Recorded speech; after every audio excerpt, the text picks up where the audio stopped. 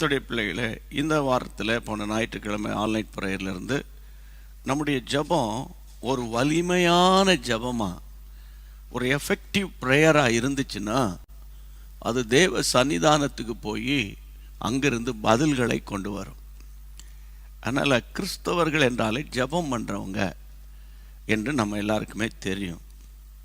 ஜெபம் பண்ணுறவங்க ஜெபம் பண்ணுறாங்க அப்படின்னு எல்லாருக்குமே தெரியும். கர்த்தருடைய பிள்ளைகளே, ஆகவே நம்ம எல்லாருக்கும் ஜெபிக்க தெரியும்.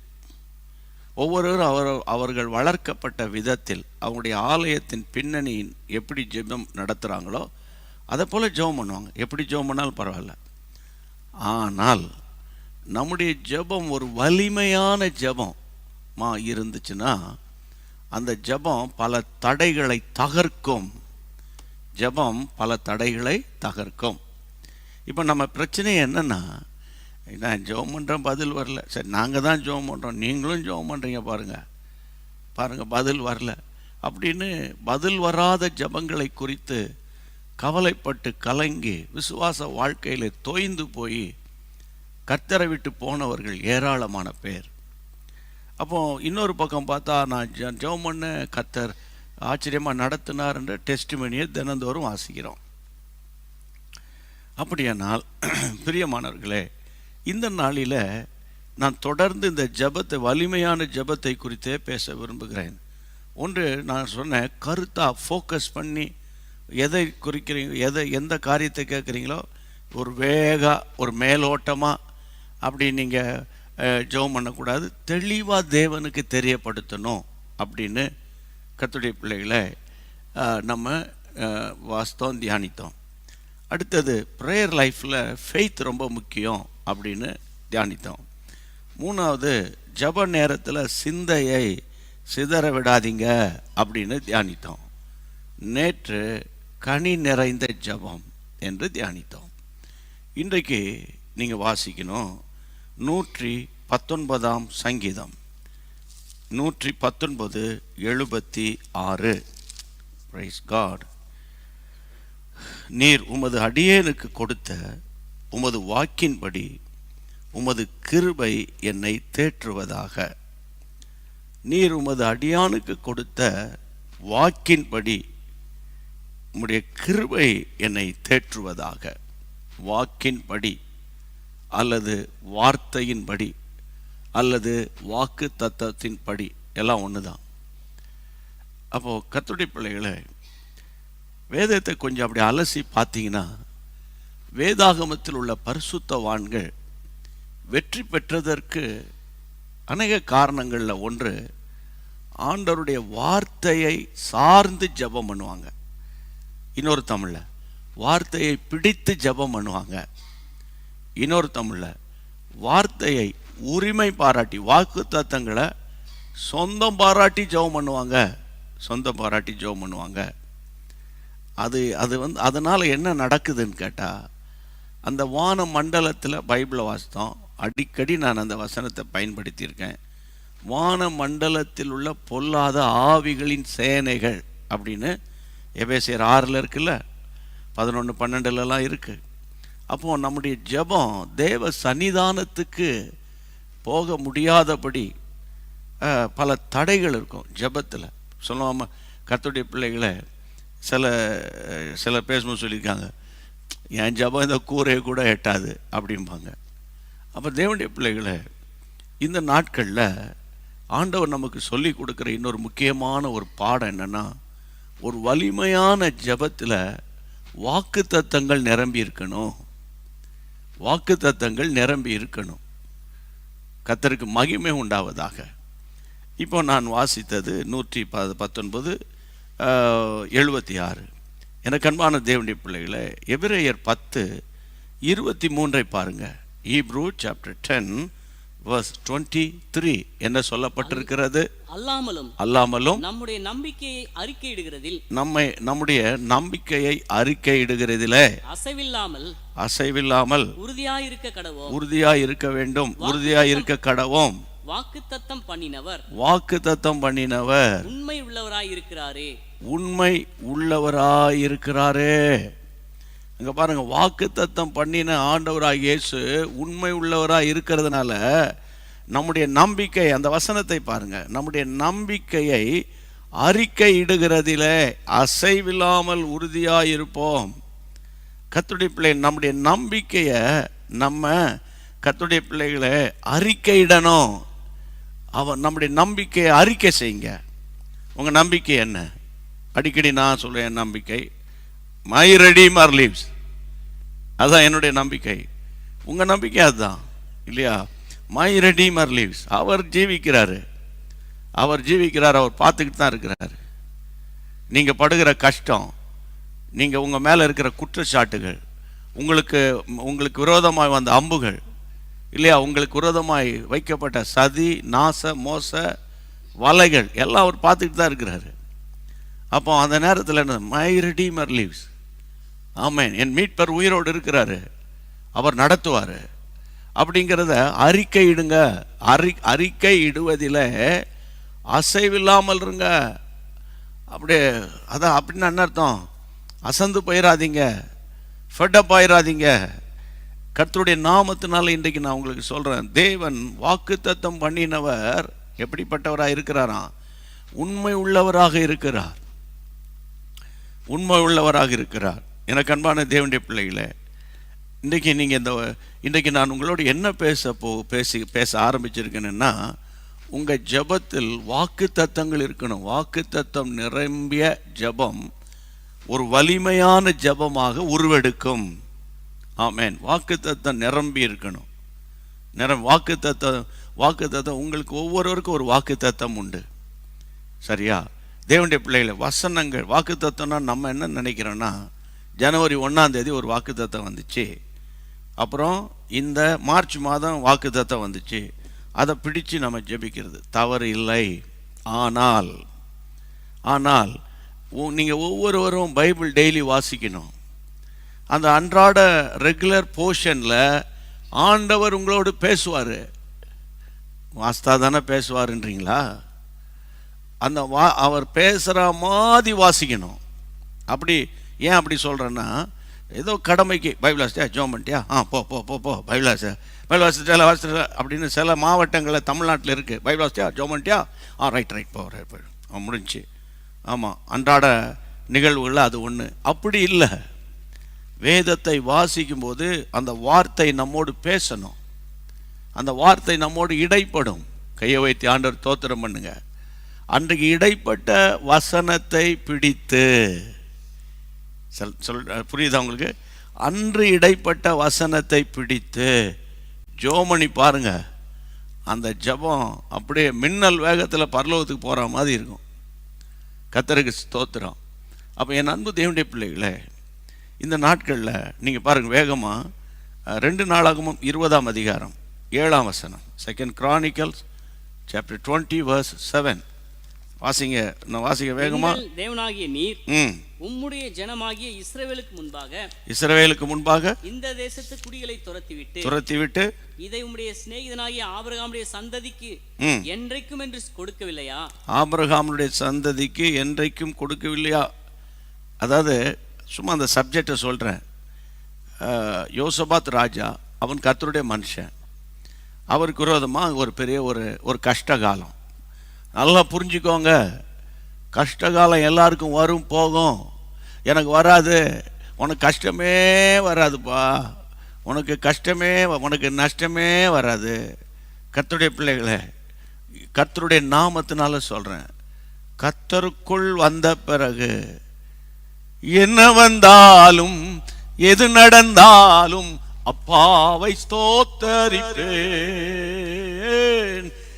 என்ன வந்தாலும் எது நடந்தாலும் அப்பாவை ஸ்தோத்தரிப்பேன். ஏசப்பா ஸ்தோத்திரம், ஏசப்பா ஸ்தோத்திரம், ஏசப்பா ஸ்தோத்திரம், ஏசப்பா ஸ்தோத்திரம். போதும். இந்த பாட்டு நிறைய பேருக்கு, அதாவது ஒரு குரூப்புக்கு பிடிக்காது. ஏன்னா என்ன வந்தாலும் எது நடந்தாலும் நீங்களே வர வைக்கிறீங்க போல இதை அப்படின்னு. ஐயா, ப்ராக்டிக்கல் கிறிஸ்டியனாக இருங்க. அப்பப்போ தேவ தூதர்கள் மாதிரி மேலே எங்கேயும் இறங்கி ஏறுகிற ஆட்கள் இல்லை நம்ம. அதாவது கர்த்தருடைய பிள்ளைகளே, ஒவ்வொரு மனுஷனுக்கும் இந்த உலகத்தில் பாடுகள் உண்டு, பைபிள் சொல்லுது, நெருக்கம் உண்டு. ஆனால் அந்த நெருக்கம் உன்னை தேவனிடத்தில் நெருங்க செய்யும். அந்த பாடு அந்த பரமனினுடைய பரலோக சந்தோஷத்தை அனுபவிக்க செய்யும். அதுக்கப்புறம் நீங்கள் வந்து நின்று பாருங்களேன், கர்த்தருடைய பிள்ளை, அந்த பிரச்சனையா, அது 2020 நான் பார்த்தேனே, 22 சே நீ கவலைப்படாத, உன் கூட ஆண்டவர் இருக்காரு அப்படின்னு நீங்கள் சொல்வீங்க பாருங்கள். அந்த வார்த்தை அநேகரை பலப்படுத்தினோம். உனக்கு ஒன்றும் வராது, உனக்கு ஒன்றும் வராது, வராது வராது வராதுன்னு சொல்லிட்டு வராதுன்னு சொல்கிறவனுக்கே உள்ள பிரச்சனை இருக்கும். அதுதான் இன்னைக்கு பிரச்சனையே, அதுதான் இன்னைக்கு பிரச்சனையே. கர்த்தருடைய பிள்ளைகளை, ஐயா ஒன்று சொல்கிறேன், கர்த்தருடைய பிள்ளைகளை, நம்ம பிரைம் மினிஸ்டரு, நம்முடைய மாநில முதல்வர்கள் எல்லாமே 2 மணி நேரம் தான் தூங்குறாங்களாம். ஏன்னா அவங்களுக்கு ஏகப்பட்ட பிரச்சனை இருக்குது, கமிட்மெண்ட் இருக்குது. எல்லாத்துக்கும் அவங்க பதில் சொல்லி ஆகணும். ஏன்னா அவங்க வந்து பெரிய ஆட்கள், பெரிய பதவியில் இருக்கிறாங்க, அதனால் பெரிய பிரச்சனை வரும். உங்களுக்கு எனக்கும் அந்தந்த லெவலுக்கு ஏற்ற மாதிரி பிரச்சனை வரும், புரியுதா? அவருக்கு உள்ள பிரச்சனை அவங்களுக்கு கஷ்டம் இல்லையா? ஆனால் ஆண்டவராகிய இயேசு என்ன சொல்லி இருக்கிறார்னா, அந்த உபத்திரவத்தில் சந்தோஷமாக இருங்க. அப்போஸ்தலனாகிய பவுல் மூலமாக ரோமர் சபைக்கு சொல்வார், உபத்திரவத்தில் சந்தோஷமாக இருங்கள். வாசிங்க, அந்த வசனத்தை காட்டுறேன் உங்களுக்கு.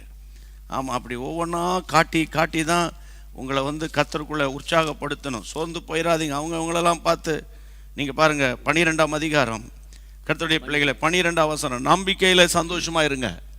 நம்பிக்கையில் எப்படி இருங்க? சந்தோஷமாக இருங்க.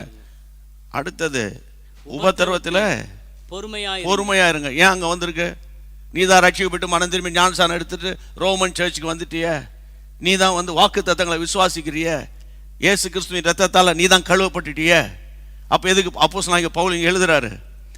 கர்த்தருடைய பிள்ளை, உபத்திரவத்தில் எப்படி இரு? பொறுமையா இரு, டென்ஷன் ஆயிராத உபத்திரவத்தில்.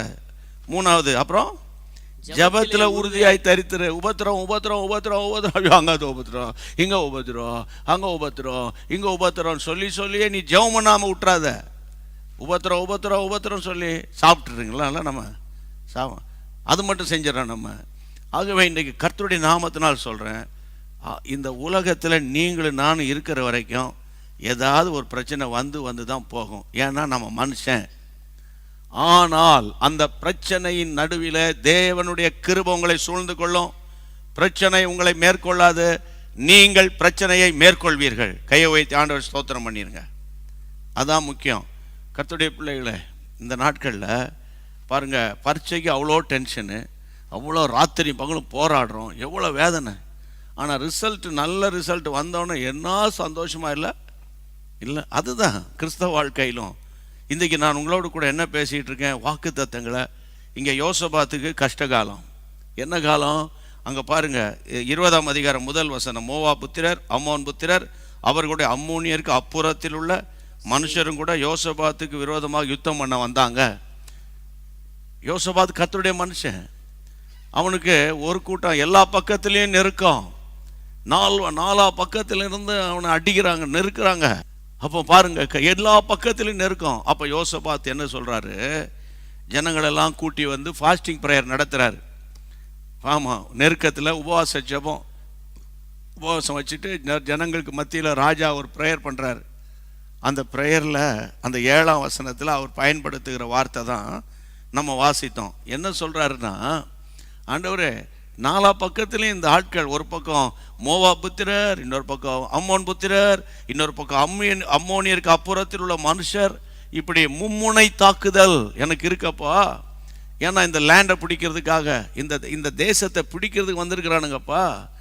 ஆனால் எனக்கு என்னுடைய முற்பிதா, என்னுடைய முற்பிதாவாகிய தகப்பனாகிய ஆபிரகாமுக்கு நீங்கள் ஒரு வாக்குத்தத்தம் கொடுத்துருக்கிறீங்க. அதை தான் அவர் சொல்கிறாரு. உம்முடைய சந்ததி, உம்முடைய சிநேகிதனாகிய ஆபிரகாமுடைய சந்ததிக்கு தானே இதை கொடுத்துருக்கிறீங்க. ஆபிரகாமுக்கு சந்ததிக்கு தானே இந்த லேண்டை நீங்கள் ப்ராமிஸ் பண்ணி வச்சிருக்கிறீங்க. அப்போ இந்த இடத்தை இவன் பிடிக்க வரானே அப்படின்னு ஆண்டவரிடத்தில் அந்த ப்ராமிஸை அவர் வந்து சொல்லி கிளைம் பண்ணுகிறார். கையை உயர்த்தி ஆண்டவரை ஸ்தோத்திரம் பண்ணுங்க. அப்போ நீங்கள் என்ன செய்யணும்? உங்கள் ஜபத்தில் இனிமேல் வீண் வார்த்தையினால் அலப்பிட்டு கிடக்காதீங்க. ஐயோ அப்பா அம்மா அம்மான்னு சொல்லிட்டு புலம்பாதீங்க. கர்த்தருடைய பிள்ளைகளை, இன்றைக்கு நான் உங்களுக்கு சொல்கிறேன், ஒவ்வொரு காரியத்தை சொல்லிட்டு வந்தேன். இன்றைக்கு ஆண்டவர் நமக்கு சொல்லுகிற சத்தியம் என்னன்னு கேட்டால், அந்த பிரச்சனைக்குரிய வாக்கு தத்தங்களை பைபிளில் பாருங்கள். பிரச்சனைக்குள்ள வாக்கு தத்தங்கள். கர்த்தருடைய பிள்ளைகளை, சில நேரங்களில் சில ஆட்கள் கூட இருப்பாங்க, சில நேரங்களில் சில ஆட்கள் நம்மளை விட்டு போயிடுவாங்க. அப்போ என்ன சொல்லணும்? ஆமென். மலைகள் விலகினாலும் பர்வதங்களே நிலை பெயர்ந்து போனாலும் உங்கள் கிருபை என்னை விட்டு விலகாது இருக்கிறதப்பா. இந்த வாக்கு தத்தம் சொன்னீரு அப்படின்னு சொல்லிருங்க. உடனே கையை உயர்த்தி. மலைகள் விலகும். ஆமாம், மலை போல அவங்க இருந்தாங்க, அவங்க பார்த்துருவாங்கன்னு நினச்சேன், இவங்க உதவி செய்வாங்கன்னு நினச்சேன், அவங்க நடத்துவாங்கன்னு நினச்சேன், கடைசியில் எல்லாரும் விட்டுவிட்டானே ஐயா, எல்லாம் ஓடிட்டானப்பா, எங்கப்பா இருக்கா? கர்த்தருக்கு ஸ்தோத்திரம். அப்போ இதை மாதிரி ஒவ்வொரு வாக்கு தத்தங்கள், வியாதிகளை குறித்து நீங்கள் சோர்ந்து போகாதீங்க. என்ன வாக்கு தத்தம்? நானே உன் பரிகாரியான கர்த்தர், ஐ ஆம் த லார்ட் ஹூ ஹீலத் தீ, இல்லையா? அப்போ இதே மாதிரி நிறைய அப்படி சொல்லிக்கிட்டே போவேன். அப்போ நீங்கள் இந்த வாக்கு தத்தங்களை நீங்கள் உரிமை பாராட்டி ஜெபம் பண்ணணும். வாக்கு தத்தங்களை என்ன செய்யணும்? உரிமை பாராட்டி ஜெபம் பண்ணணும். மருத்துவர் சொல்லியிருக்கலாம், உங்களுக்கு பிள்ளை பிறக்குது வாய்ப்பு கிடையாது. ஏன்னா அவங்க பொய் சொல்கிறதே கிடையாது. அவங்க வந்து மருத்துவ ரீதியான காரியங்களை அவங்கள பரிசோதித்து சொல்கிறாங்க. ஆனால் நம்முடைய பரம மருத்துவர் என்ன சொல்கிறாருன்னா, கர்த்தருடைய பிள்ளைகளை, இல்லாதவைகளை இருக்குன்னு அவர் சொல்கிறாரு. அப்போ உடனே நம்ம என்ன செய்யணும்? ஆண்டவரே எனக்கு பிள்ளைகளை கொடுக்க வல்லவராக இருக்கிறீர் கிளைம் பண்ணி ஜெபம் பண்ணணும். கையை வைத்து ஆண்டவர் ஸ்தோத்திரம் பண்ணுங்க. அப்போது உதாரணம், உங்கள் பிள்ளைகள்லாம் ஒரு மாதிரி பண்ணுறானுங்களா? உங்கள் பிள்ளைகள் இல்லை, ஊரெல்லாம் அப்படி தான் பண்ணுறானுங்க. அப்போது கர்த்தருடைய பிள்ளைகளை உடனே என்ன சொல்லணும்? உன் பிள்ளைகள் கர்த்தரால் போதிக்கப்பட்டிருப்பார்கள் அப்படின்னு சொல்லியிருக்கப்பா. ஆனால் இப்போ என்ன போதனை? ஃபேஸ்புக்லேயும் வாட்ஸ்அப்லேயும் இன்ஸ்டாகிராம்லேயும் இல்லை, இந்த மாதிரி நிறைய கிராமங்கள்லாம் இருக்குது. இதன் மூலமாக போதிக்கப்படுறானுங்க. நைட்டும் பகலும் செல்ஃபோனில் விளையாடுறானுங்க. இந்த மாதிரி இருக்குப்பா. ஆனாலும் உங்களுடைய வார்த்தை, இந்த வார்த்தையில் கை வைங்க, அந்த வசனத்தில் கை வைங்க. என் பிள்ளை கர்த்தரால் போதிக்கப்பட்டிருப்பான்னு நீங்கள் வந்து கிளைம் பண்ணி ஜெபம் பண்ணிக்கிட்டே இருங்க. கையை வைத்து அலையிலியா சொல்லிடுங்க. ஆண்டவருக்கு மகிமை உண்டாகட்டும். எனக்கு அன்பான கர்த்தருடைய பிள்ளைகளை, அடுத்தது பாருங்க. இப்போ இந்த வசனத்தை அவர் சொன்ன உடனே ஆண்டவர் வந்து அவருக்கு அந்த யுத்தத்தின் நுணுக்கங்களை சொல்லி கொடுத்துட்டார். ஆண்டவர்கிட்ட சொல்லிட்டார், எப்பா ஆண்டவரை, நீங்கள் எங்களுக்கு கொடுத்த இடத்த இந்த ஆட்கள் அபகரிக்க வரானுங்கப்பா. உடனே அந்த வாக்கு தத்தத்தை சொல்லி ஜெபம் பண்ண உடனே ஆண்டவர் ஒரு நியூ ஸ்ட்ராட்டஜி, யுத்தத்துக்கான ஒரு புதிய நுணுக்கம், திட்டம் அப்படின்னு ஆண்டவர் கொடுத்தாரு. அது வேற சப்ஜெக்ட். அதில் போனோன்னா 9 மணிக்கு தான் நான் முடிப்பேன். அதனால் கொடுத்தாரு. ஈஸியாக அவங்க வந்து அவங்களுக்குள்ளே சண்டை இழுத்து விட்டு, அவங்களுக்குள்ளே கன்ஃபியூஷனை உண்டாக்கி, அவங்களுக்குள்ளே குழப்பத்தை உண்டாக்கி, அவங்களுக்குள்ளே எல்லாம் பண்ணி அவங்களே வெட்டிக்கிட்டானுங்க, அவனே செத்துட்டானுங்க. இதுதான் கர்த்தர். ஆமென். இப்போ பாருங்க, கர்த்தருடைய பிள்ளைகளை, யாத்திராகமம், இங்கே பாருங்க, யாத்திராகமத்தில் நீங்கள் திருப்புங்களேன் அந்த வசனத்தை, அதாவது 14, யாத்திராகமம் எக்ஸோடஸ் சாப்டர் 14ல் கர்த்தருடைய பிள்ளைகளை நீங்கள் வாசிக்க வேண்டிய வசனம் 14 பாருங்க. 14 சீக்கிரம். கர்த்தர் உங்களுக்காக யுத்தம் பண்ணுவார். கர்த்தர் உங்களுக்காக யுத்தம் பண்ணுவார். நீங்கள் சும்மா இருப்பீர்கள் என்றார். நீங்கள் சும்மா இருப்பீர்கள் என்றார். நான் சமீபத்தில் என்னுடைய நண்பர் ஒரு பாஸ்டரோடு பேசிக்கிட்டு இருந்தேன். அந்த ஸ்க்ரீனில் போடுங்களேன் அந்த வசனத்தை, நான் சொல்கிற வரைக்கும் பேசிக்கிட்டு இருந்தேன். அப்போ அந்த ஊழியர் வந்து இந்த வசனத்தை சொன்னார். கர்த்தர் உங்களுக்காக யுத்தம் பண்ணுவார், நீங்கள் சும்மா இருப்பீர்கள்னு நம்ம தமிழ் பைபிளில் போட்டிருக்கேன்னு. அநேக நேரத்தில் நான் ஆங்கில பைபிள் எடுத்து வாசிப்பேன், அநேக நேரங்கள் வாசிப்பேன். ஆனால் இந்த வசனத்தை அவர் வந்து எனக்கு ஞாபகப்படுத்தினார். ரொம்ப இன்ட்ரெஸ்டிங்காக இருந்தது கேட்கவே. பாருங்கள், தமிழில் சும்மா இருப்பீங்கன்னு.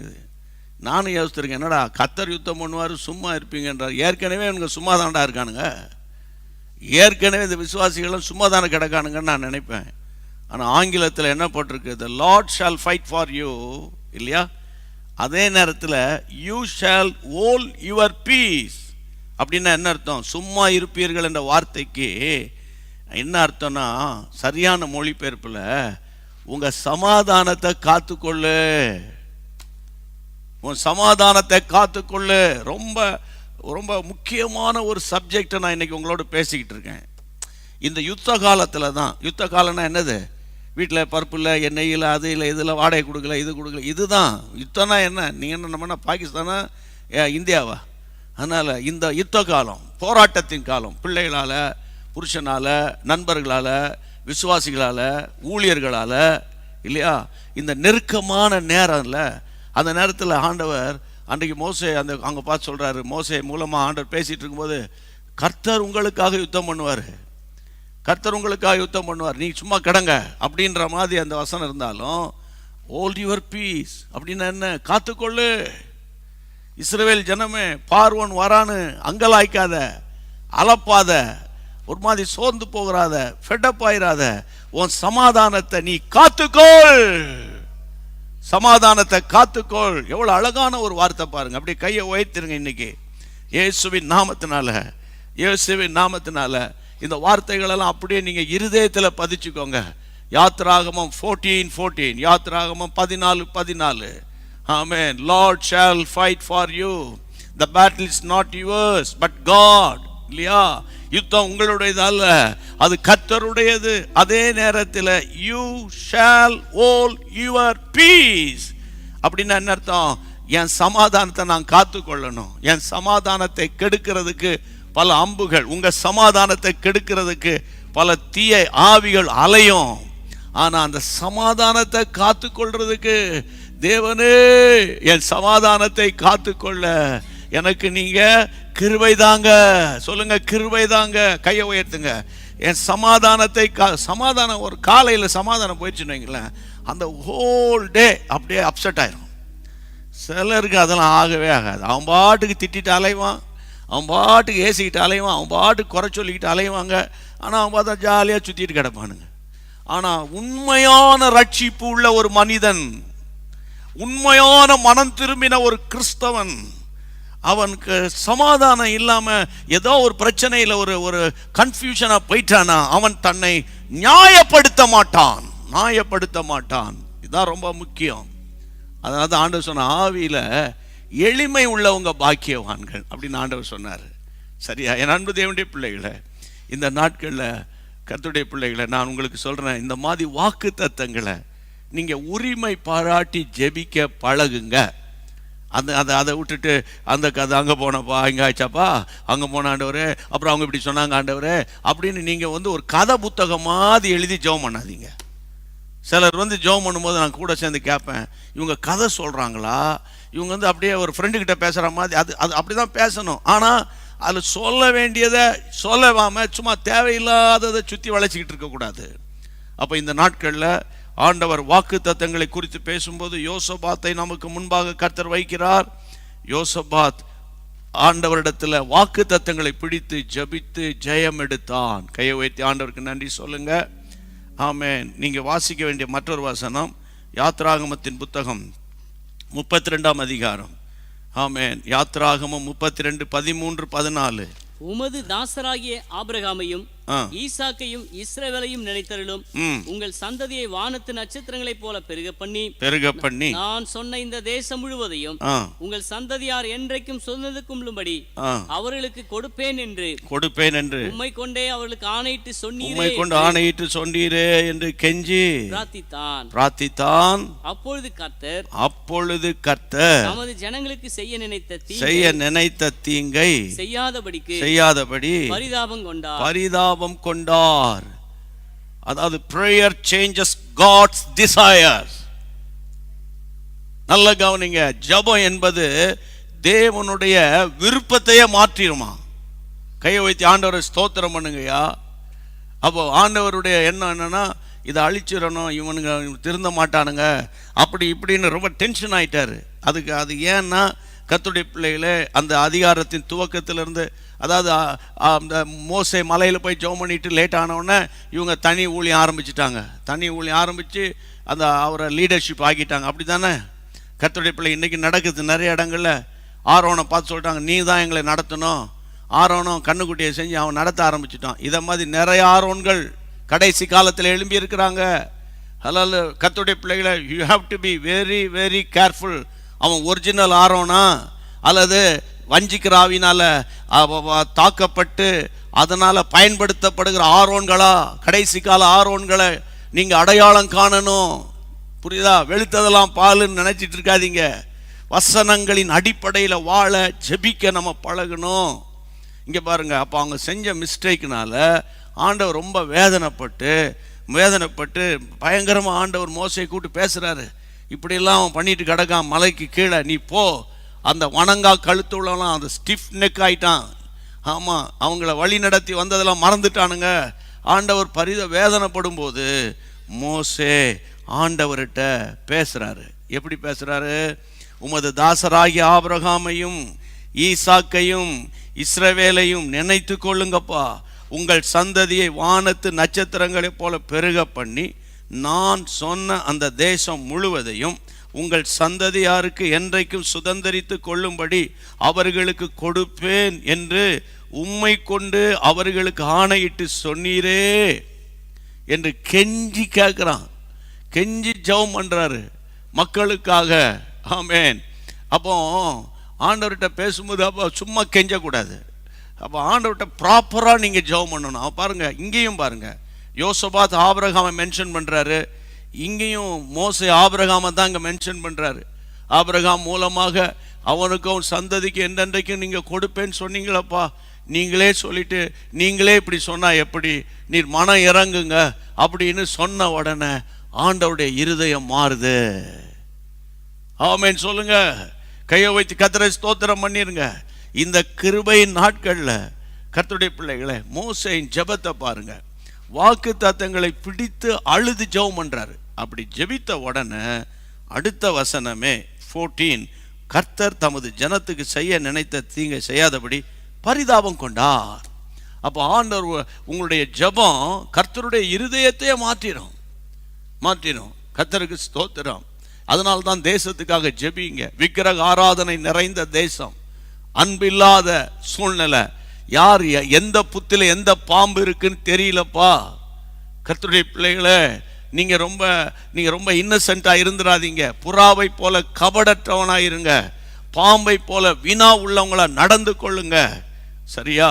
அப்போ அதுக்கு தான் இந்த வாக்கு தத்தங்களை பிடித்து பிடித்து பிடித்து நீங்க ஜெபிக்கணும். கையை உயர்த்தி சொல்லி ஜெபம் பண்ணலாம். எல்லாரும் வாக்கு தத்தங்களை நம்புறாண்டவரே, வாக்கு தத்தங்களை நம்புறாண்டவரே, வாக்கு தத்தங்களை நம்புறாண்டவரே. ரீகாபாரா ரீகாபா, நம்புவேன் பாடுங்க, நம்புவேன் பாடுங்க. நாங்கள் இங்கேருந்து பாடுறோம் அந்த பாட்டை. அப்படியே கண்ணை மூடிட்டு அப்படியே கண்ணை மூடி கையை உயர்த்துங்க பார்க்கலாம். ஆமாம், இந்த பாட்டு தெரியலன்னா கூட பரவாயில்ல. ஆண்டவருடைய பிரசன்னத்தை உணர்ந்து ரீகாபாலா, நம்புவேன் நம்புவேன். நம்பிக்கையில்லாத சூழ்நிலையா இருக்கலாம், ஒண்ணுமே இல்லாம இருக்கலாம், நான் நம்புவேன் நம்புவேன். ஸ்தோத்திரம்.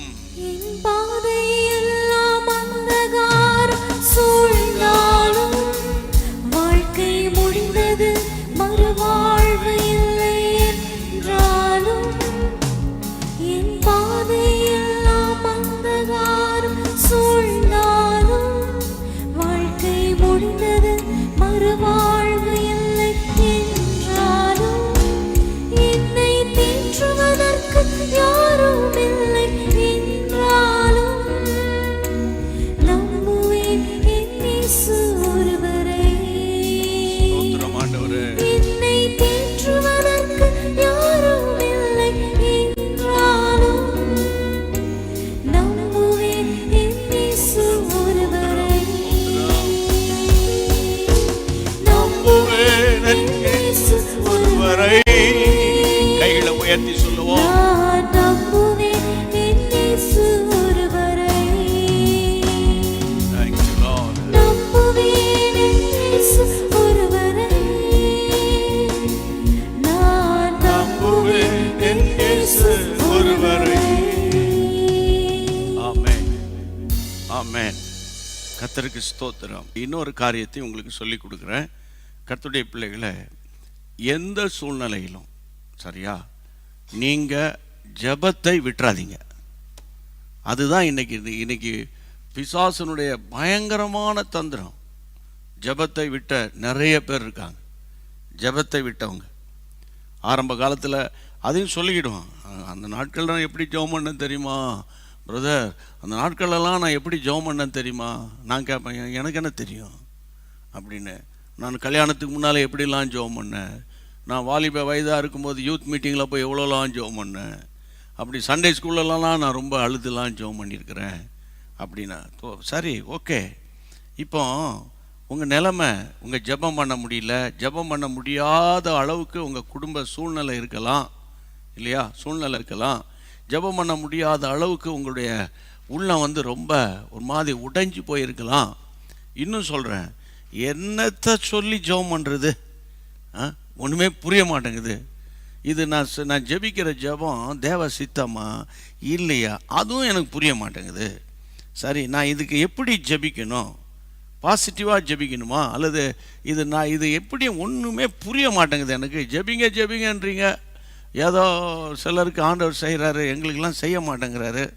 அதனால தான் பேசாமல் நாங்கள் ஜெப குறிப்பு உங்களுக்கு எழுதி அனுப்பிட்டு நாங்கள் பாட்டுக்கு நடக்கணும்னா அப்படின்னு இருக்கிறோன்னு இருக்கு. அப்படிப்பட்டவங்களுக்கு தான் பேசுகிறேன். ஆரம்பத்துலேருந்து நான் உங்களுக்கு சொல்லி கொடுக்குறேன், நீங்கள் எங்களுக்கு ஜெப குறிப்பு அனுப்புங்க, ஆனால் நீங்களும் ஜெபம் பண்ணணும். நீங்கள் ஜெபம் பண்ணணும், சரியா? அப்போது இது ஏன் நம்மால் தொடர்ந்து ஜெபம் பண்ண முடியல அப்படின்னு ஒரு கேள்வி எழுப்புனா, ஜெபத்துக்கு பதில் வந்தானா தானே நான் தொடர்ந்து ஜெபம் பண்ண முடியும். என் ஜெபத்துக்கு தான் ஒன்றுமே வரலையே, என் ஜெபத்தில் வலிமை இல்லையே, ஒரு எஃபெக்டிவ் இல்லையே, அதனால தான் என்னால் ஜெபிக்க முடியல. ஜெபம் பண்ணால் இன்னொரு கதை. ஜெபம் நல்லா பாட்டுலாம் நல்லா பாடுறேன், பாடும்போதெல்லாம் ஒர்ஷிப்லாம் பாடுங்க. இப்போ இடையில ஒரு பாடுனீங்க அப்படி திடீர்னு முழிப்பு வந்த மாதிரி இருக்குது. ஆனால் அந்த ஜெபம்னாலே எங்கேருந்து தூக்கம் வருதுன்னே தெரியல. எங்கேருந்து தூக்கம் வருது? எங்கேருந்தெல்லாம் வரல, உங்ககிட்ட தான் வருது. அது புரியுதா உங்களுக்கு? ஜெபம் பண்ணும்போது சிலர் பார்த்தீங்கன்னா ஆலயத்தில் ஆராதனை நேரத்தெல்லாம் உட்காந்து கேட்டுக்கிட்டு இருப்பாங்க. அந்த பாஸ்டர் ஜெபம் பிரசங்கம் பண்ண ஆரம்பிப்பான் பாருங்களேன், நம்ப மாட்டீங்க, எங்கே இருந்தால் அவனுக்கு தூக்கம் வந்தாலும் டபார் தூங்கிடுவாங்க. அதில் வேறு அவங்க பெருமையாக வர சொல்லிக்கிறாங்க, நான் ஜெபம் அப்படியே தூங்கிடுவேன் அப்படின்னு. அதில் வேறு நான் இப்போ வலது பக்கம் இடது பக்கம் சாயாமல் அப்படியே ஸ்டெடியாக இருப்பேன். அதில் வேறு சில பெருமையாக வர சொல்கிறாங்க. அது ஸ்டெடி பிசாசு. அது புரியுதா உங்களுக்கு? அது ஸ்டெடி பிசாசு. அது இயற்கையான தூக்கம் டமார் விழுந்துருவாங்க. புரியுதா? அப்போ நான் இன்றைக்கி உங்களுக்கு சொல்லி கொடுக்குறேன், கடந்ததெல்லாம் போட்டோம். அதாவது டோன்ட் கிவ் அப். சொல்லுங்கள் வாய் திறந்து, டோன்ட் கிவ் அப். நான் இனிமேல் ஜெபத்தை நான் விட்டுற மாட்டேன். நான் ஜெபத்தை விட மாட்டேன். எந்த சூழ்நிலையாக இருக்கட்டும் ஜெபம் பண்ணுவோம் அப்படின்னு சில உங்கள் வீட்டில் சொல்லலாம், எதுக்கு எடுத்தால் சும்மா ஜெபம்னுக்கிட்டு கிடையாது அப்படின்னு எரிச்சல் அடையலாம்.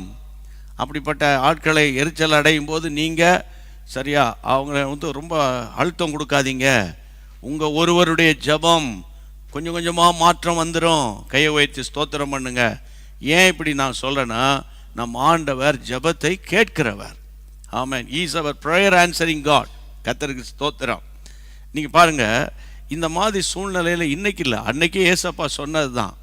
என்ன சொன்னார்? லூக்கா 18ஆம் அதிகாரத்தில் 7ஆம் வசனத்தில் ஆண்டவர் அழகாக சொல்லியிருக்கிறார். லூக்கா 18:7 ஆண்டவர் சொன்ன வார்த்தை என்ன? அந்தபடி தேவன் தம்மை நோக்கி இரவும் பகலும் கூப்பிடுகிறவர்களாகிய, பாருங்க, அவங்க ஜெபத்தை விடாத ஆட்கள். அதனால தான் இரவும் ஜெபம் பண்ணுறாங்க, பகலும் ஜெபம் பண்ணுறாங்க. அவங்க ஏன்னா அவங்க தெரிந்து கொள்ளப்பட்டவர்கள் விஷயத்தில் பொறுமை உள்ளவராக இருந்து ஆண்டவர் நியாயம் செய்யாமல் இருப்பாரோ? அடுத்த வசனம் ரொம்ப நல்லா இருக்கும். 8ஆம் வசனம் verse 8, சீக்கிரத்திலே நியாயம் செய்வார். ஆமென். அப்போ ஐயோ இவ்வளோ நாளா அப்படி இருக்குன்னு சொன்னது. 8ஆம் வசனத்தை வாசித்து உங்களை தேற்றிக் கொள்ளுங்க. நான் ரட்சிக்கப்பட்டு பைபிளை விடுத்து ரட்சிக்கப்பட்டு ஊழியத்துக்கு வந்த முதல் நாள்லேருந்து இன்னும் வரைக்கும் வார்த்தை தான் ஆதாரம். இல்லை, எனக்கு மட்டும் இல்லை, உங்கள் எல்லாருக்குமே அதுதானே வார்த்தை. அந்த வார்த்தை சொல்லுகிறது. வார்த்தை இன்னைக்கு என்ன சொல்லுகிறது? சீக்கிரத்தில் நியாயம் செய்வார். சீக்கிரத்தில் இப்போ உடனே என்ன சீக்கிரன்றீங்களா, அது எப்போ கொஞ்சம் கேட்டு சொல்லுங்கள். அந்த கேட்டு சொல்கிறவங்கலாம் குறி மேடையெல்லாம் போயிடக்கூடாது.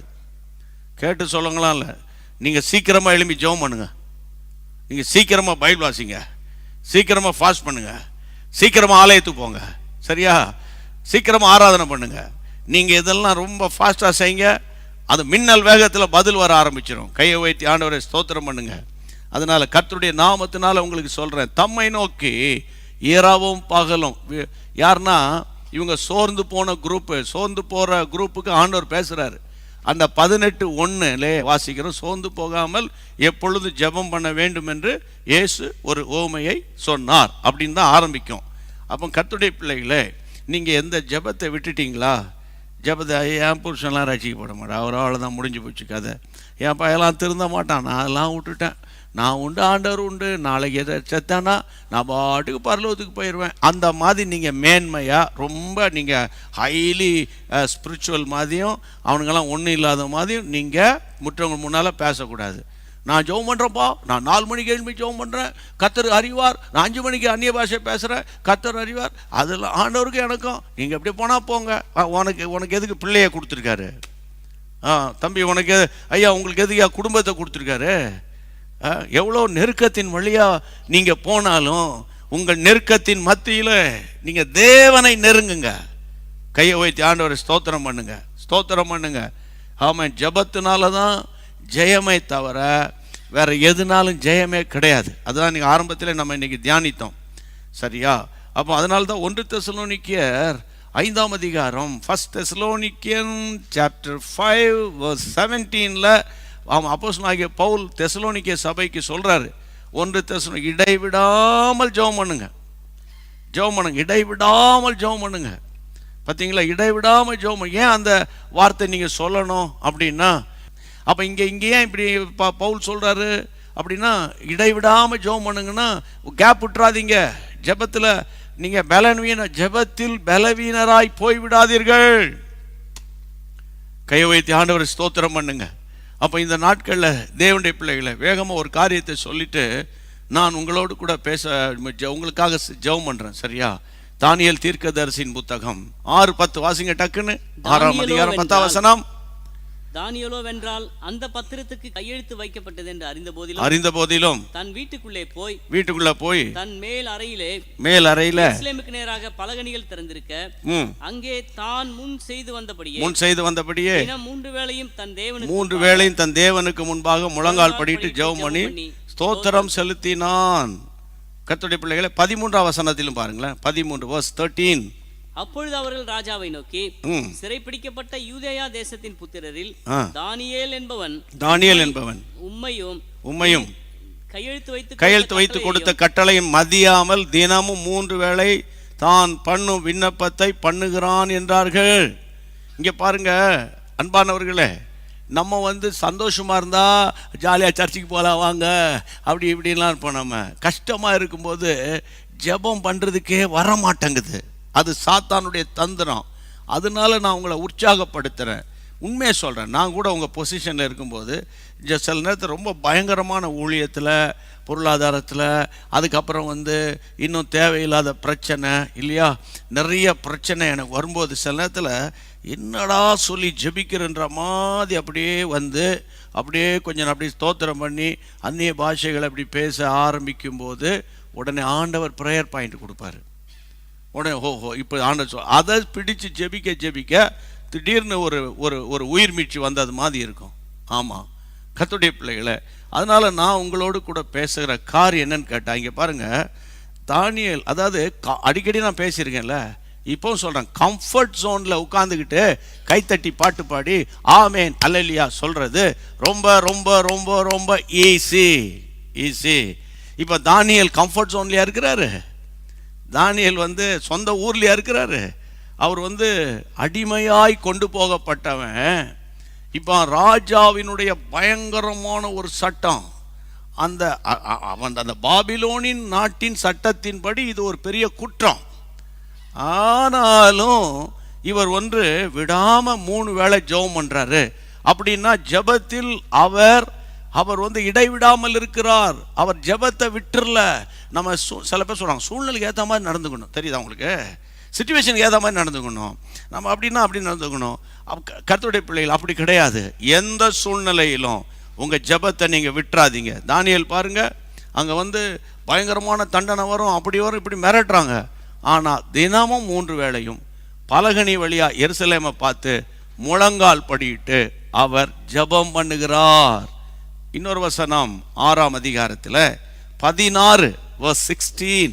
அப்பொழுது ராஜா கட்டளையிட அவர்கள் தானியேலை கொண்டு வந்து அவனை சிங்கங்களின் கெபியிலே போட்டார்கள்.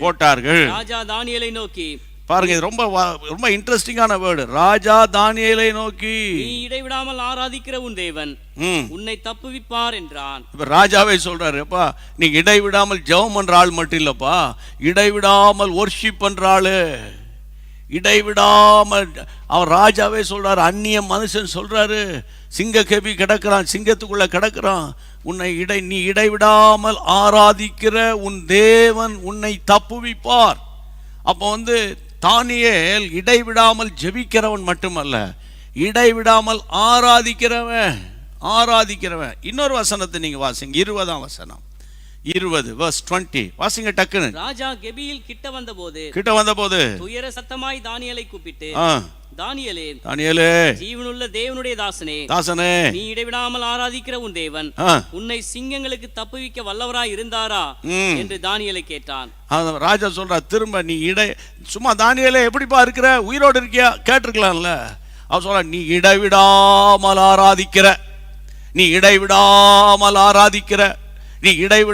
ஆராதிக்கிற உன் தேவனாகிய கர்த்தர் உன்னை தப்புவிக்க வல்லவராய் இருந்தாரா, ராஜாவே நீர் வாழ்க அப்படின்னு சொல்லி அவர் ஆரம்பிக்கிறார் உள்ள இருந்து.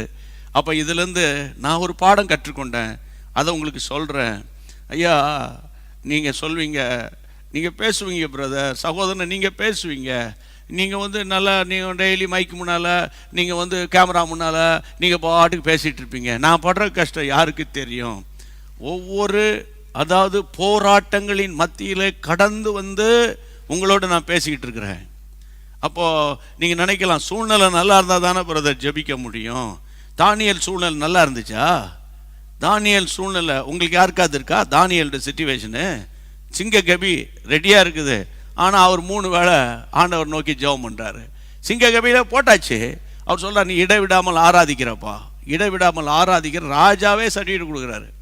அப்போ கடினமான பாதையின் வழியா நீங்க போனாலும், கஷ்டம் நிறைந்த பாதையில போனாலும், சரியா, அநேகரால் தெரிந்து கொள்ளப்பட்டவர்களால நீங்க வஞ்சிக்கப்பட்டாலும், சரியா, தேவனுடைய பிள்ளைகளே, ஜபத்தை விடாதீர்கள், துதிய ஆராதனையை விடாதீருங்க. அந்த ஜபந்தான் உங்களுக்கு மாற்றத்தை கொண்டு வரும். ஆமென். ஜெபம் பண்றதுக்கு முன்னால அப்போஸ்தலர் 12ஆம் அதிகாரம் தெரியுங்களா உங்களுக்கு? பேதுரு சிறையில் கொண்டு போட்டாங்க. ஏற்கனவே யாக்கோபை கொன்னுவிட்டான் அந்த ஏரோது. யாக்கோபு ஊழியம் போயிருச்சு, சபை யாக்கோபை இழந்து நிக்குது. அப்போ திரும்ப பேதுரு கொண்டு போட்ட உடனே சபை கொஞ்சம் சுதாரிச்சுக்கிட்டாங்க.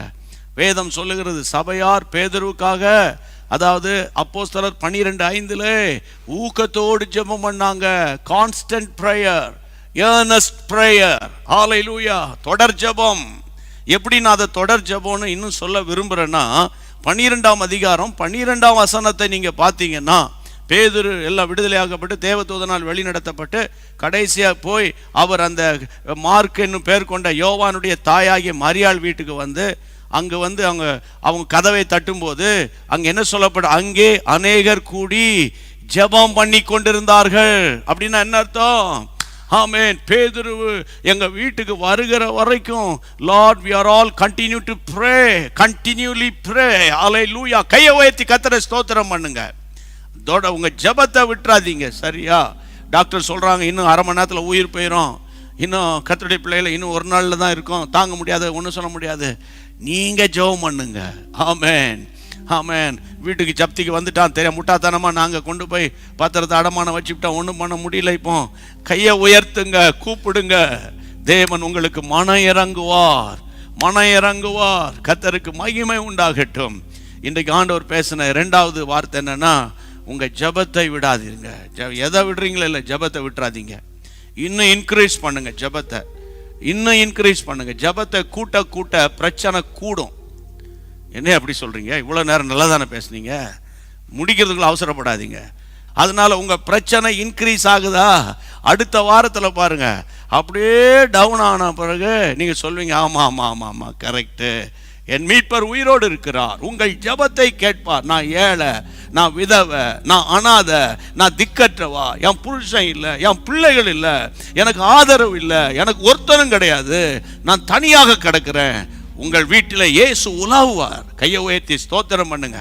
இன்னைக்கு ஒரு 8:05 நான் முடிக்கலாமா? இன்னைக்கு ஆமென், 8:05 முடிக்கலாம். சரியா? ஆண்டவருக்கு மகிமை உண்டார். எல்லாரும் கையை உயர்த்திருங்க. ஹல்லேலூயா, ஹல்லேலூயா, ஹல்லேலூயா. ஆண்டவரே, நாங்கள் வாக்குத்தத்தத்தை பிடிக்கணும். அடுத்தது ஜெபத்தை விடக்கூடாது. எந்த சூழ்நிலையிலும் ஜெபத்தை விட்டுறக்கூடாது. ஆமாம் ஆண்டவரே, நான் நம்பினது வரல. ஆமாம், நான் கல்யாணத்துக்கு ஜெபம் பண்ணேன், ஒன்றும் செட்டில் ஆகலை. பிள்ளைக்காய் ஜெபம் பண்ணேன், இப்போலாம் விட்டுட்டேன். வேலைக்காய் ஜெபம் பண்ணி பார்த்தேன், ஒரு வேலையும் ஒன்றும் ஒர்க் அவுட் ஆகலை. என் ஜெபத்தை விட்டுட்டேன். வீடு கட்டுறதுக்கு முயற்சி பண்ணி பார்த்தேன், ஒன்றும் ஒர்க் அவுட் ஆகலை, விட்டுட்டேன். அப்படின்னா என்ன அர்த்தம்னா, கர்த்தருடைய பிள்ளைகளை இன்னும் ஜெபம் பண்ணணும்னு அர்த்தம். ஆமென். ஒரு நேரம் வரும், அப்போது பாருங்க, காரியங்கள் வாய்க்க பண்ணுகிற கர்த்தர் உங்களோடு கூட இருக்கிறதை நீங்க பார்ப்பீங்க. கையை உயர்த்திக்கோங்க, ஒரு ஜெபம் பண்ணிடுறேன். கர்த்தாவே, எங்களோடு பேசுனீங்கன்னு சொல்றவங்க வலது கரத்தை உயர்த்திக்கோங்க. நீங்க ஆமென். இப்போ ஒரு பெருங்கூட்டம் ஆவியில நான் உணர்ந்து கர்த்தர் எனக்கு சொல்றாரு, ஆமாண்டவரே, அந்த ஆரம்ப காலங்களில் இருந்த ஜெபம்லாம் இப்போல்லாம் சும்மா அப்படியே ரொம்ப சும்மா பேருக்கு ஜெபம் பண்றேன்.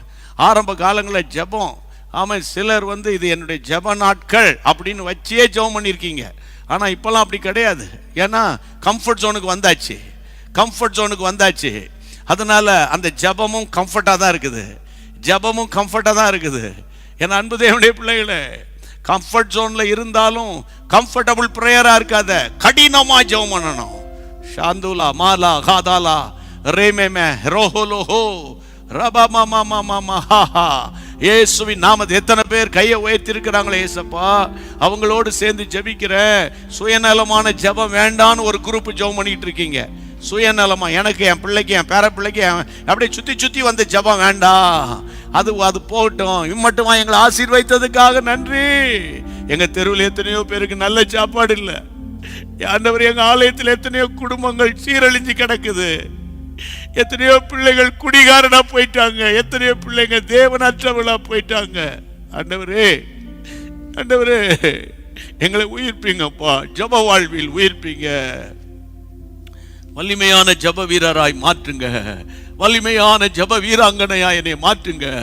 என் ஜெபத்தில் எனக்கு ரொம்ப குறைவா இருக்கு. ஜெபிக்கணும் ஜெபிக்கணும் ஜெபிக்கணும் ஜெபிக்கணும் ஜெபிக்கணும் ஜெபிக்கணும் சொல்லியே அந்த நாள் முழுவதும் ஜெபிக்காம போயிட்டான். ஆண்டவரே, இயேசுவின் நாமத்தினால அன்னை ஒப்பு கொடுக்கிறப்பா, என்னை நிரப்புங்கப்பா. ஜெபாவினாலும் மன்றாட்டின் ஆவினாலும் தானியேலுக்குள்ள இருந்த அந்த விடாப்பிடியான ஜெபம், ஆண்டவரே, பெயின்ஃபுல் டேஸ்லையும் கடினமான நேரத்திலையும் கஷ்டமான பாதையிலும் ஆண்டவரை ஜெபத்தை விடாத தானியேலாய், அப்படிப்பட்ட தானியேலாய், அப்படிப்பட்ட தானியேலாய் என்னை உருவாக்கணும் ஐயா, இயேசுவின் நாமத்தினால. உம்முடைய பாடு மரணங்களை யோசிக்கும் போது உம்முடைய ஜெப வாழ்க்கை எங்களுக்கு கற்றுத்தாரும்.